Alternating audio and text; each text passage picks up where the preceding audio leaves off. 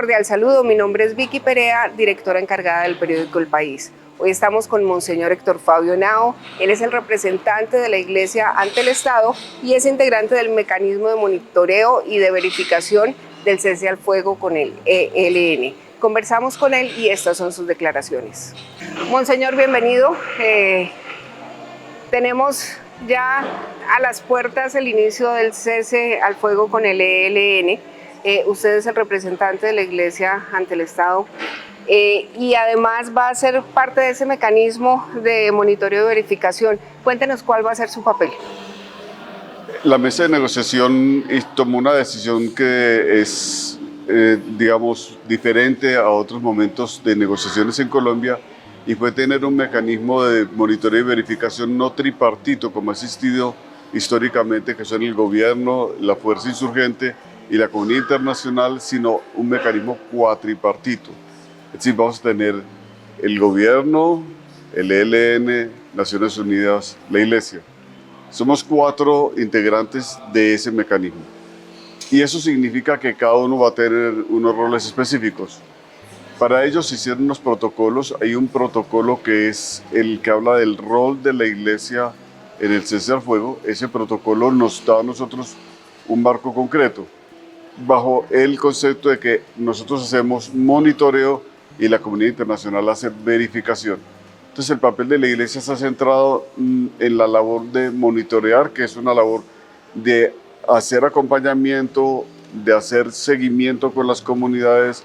Es una labor muy preventiva, es una labor que está basada sobre todo en la relación que tenemos permanente, ya histórica, con las comunidades en los territorios, y donde nosotros obtenemos información y el que hace monitoreo no solamente la obtiene para él, sino que la coloca al servicio del proceso para que pueda ser mucho más eficiente, mucho más transparente, mucho más claro el servicio de lo que es la verificación. Monseñor, van a estar, según eso, entonces, en diferentes zonas del territorio nacional.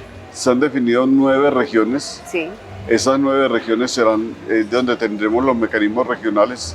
Nosotros tenemos mecanismos locales, son más de 20, y luego tenemos mecanismos regionales y luego el mecanismo nacional. Los mecanismos regionales están, uno es Cali.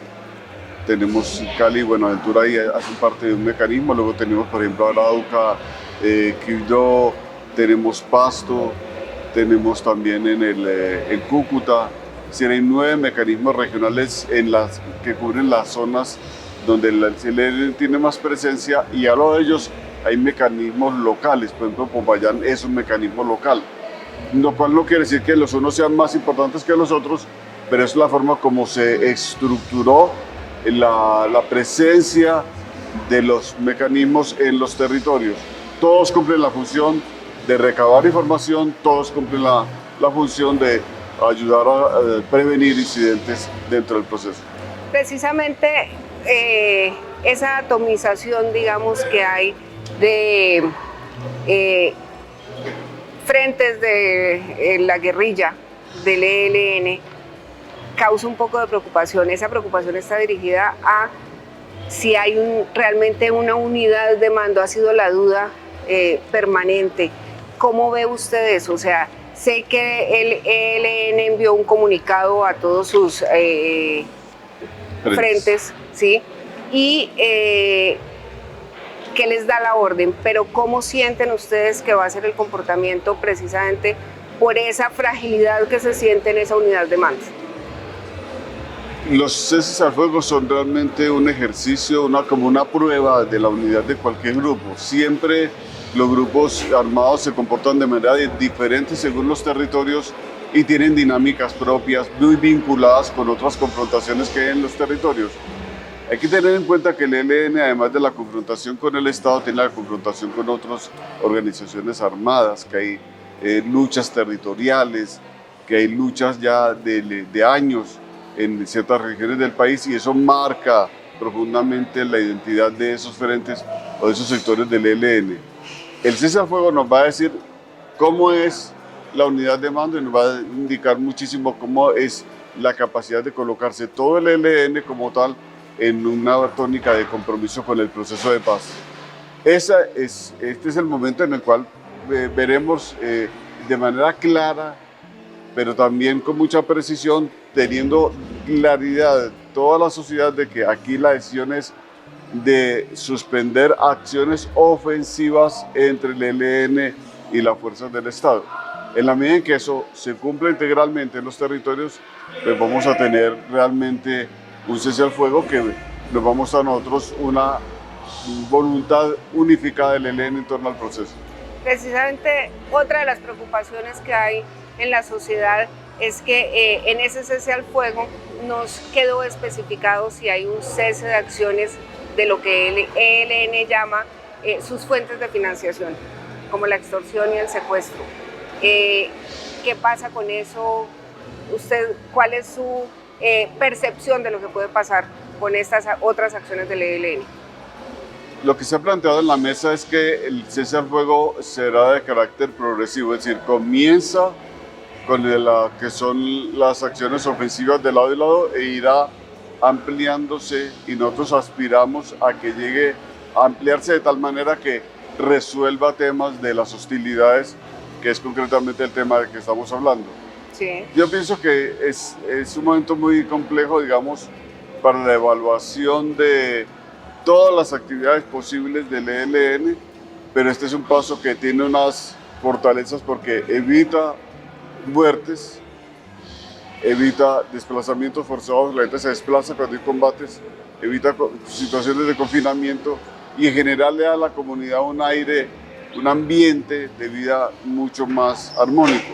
Esperamos que esto abra la puerta y vaya progresivamente ampliándose hacia otras actividades que son un clamor dentro de la sociedad. Si la sociedad quiere ver cese de hostilidades, la sociedad quiere ver que se pone fin a actividades que crean una gran incertidumbre, un dolor muy grande en las familias y en las comunidades, de eso somos conscientes y la Iglesia está allí presente también con una misión humanitaria, así con una misión de aliviar el sufrimiento de las comunidades. Monseñor, usted que ha sido observador de las 3 rondas de las negociaciones con el ELN, ¿cree realmente en la voluntad de paz de esta guerrilla? Hasta ahora pienso que se ha abordado con mucha seriedad y profundidad la negociación. Pienso que la negociación ha avanzado de una manera, digamos, muy estricta en la definición de términos. Siempre las negociaciones toman tiempo. Por ejemplo, definir un cese al fuego en principio uno lo ve relativamente sencillo, pero es un asunto de técnica militar muy compleja que requiere muchas precisiones y en eso se ha avanzado. Eso muestra, en mi criterio, que hay una voluntad de avanzar. Esperemos que esa voluntad se mantenga y que esa voluntad se cristalice en llegar a un acuerdo sólido. Estamos a pocos días de que se cumpla el primer año de gobierno de Gustavo Petro. ¿Qué balance hace usted de la política de paz total de este gobierno en este primer año? La política de paz total es una estrategia de un gobernante, de una administración, de este gobierno. Nosotros desde la Conferencia Episcopal hemos dicho que somos respetuosos de las estrategias que cada gobierno emprende. Históricamente los gobiernos le han puesto distintos apellidos al tema de la paz, pero lo que nos interesa es que haya una voluntad real de concretar espacios para aliviar la situación de las comunidades, para garantizar que pueda haber el ejercicio pleno de derechos en los sectores más vulnerables, de disminuir, desescalar las confrontaciones, de llegar hasta eliminar algunas fuentes o focos, digamos, permanentes de conflictividad, de violencia en el país.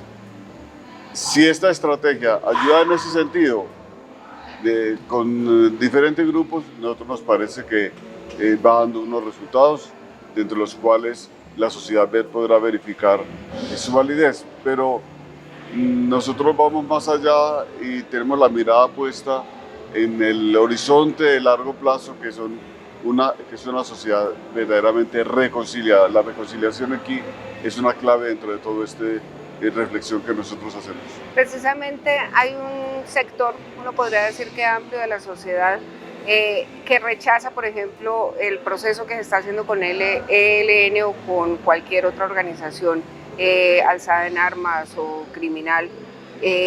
¿Usted no tiene de pronto temor que ese rechazo hacia esos procesos se traslade a la Iglesia Católica? Históricamente los procesos son siempre objeto de debate. Un proceso de paz es un proceso eminentemente político. Son decisiones políticas que se toman. Nosotros participamos desde tres ópticas: la doctrina de paz de la Iglesia, el carácter pastoral nuestro y la misión humanitaria. Mantenemos nuestra posición humanitaria en favor de las víctimas, de las comunidades vulnerables, en favor de las personas que más se ven afectadas dentro de la confrontación. Eso es nuestra misión. Puede ser a veces no comprendida suficientemente, puede haber incomprensiones en este caminar, pero nosotros aspiramos a mantener siempre esa posición, no por una estrategia de un gobierno u otro, no en favor de una posición política u otra. Nuestra posición es en favor de las comunidades vulnerables y buscar que sean transformadas las situaciones de sufrimiento por las que han pasado históricamente. Una última pregunta, monseñor. ¿Usted cree que Colombia va a alcanzar algún día esta paz tan anhelada por todos? Yo tengo confianza y es una convicción muy profunda que tengo, es que el Señor de la historia nos va llevando hacia el logro de su plan. El plan de Dios es un plan de amor, es un plan de dignidad para cada persona, y eso se va a alcanzar. A veces se logra de manera contradictoria, la historia es jalonada por fuerzas a veces que no entendemos. La historia es enjalonada por eventos que nos producen mucha incertidumbre, pero más allá de eso tiene que brillar la esperanza, y aquí la esperanza tiene que ser una fuente. El pueblo colombiano tiene enormes valores, tiene muchas capacidades, tiene muchas potencialidades, es demostrado ser un pueblo muy vital y muy vibrante en el mundo, y tenemos esa capacidad entonces de salir adelante, de superar también esto, que es una historia. Tenemos aquí como un sufrimiento prolongado.